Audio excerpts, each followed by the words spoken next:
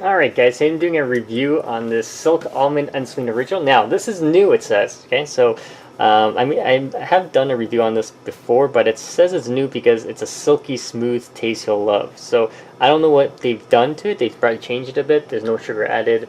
As you can see, dairy-free, gluten-free, soy-free, 30 calories, non-GMO. And here's the ingredients. If you guys want to read that, pause it. But I don't see anything different. There's a little bit of vitamin C in there now.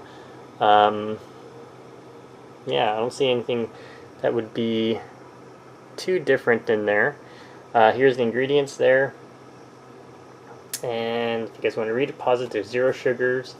And yeah, let's do a quick taste test. I'm actually kind of curious what they've done to it. So it could just be new labeling, I have no idea, but one way to find out. Here it is. Alright, so here's what it looks like now.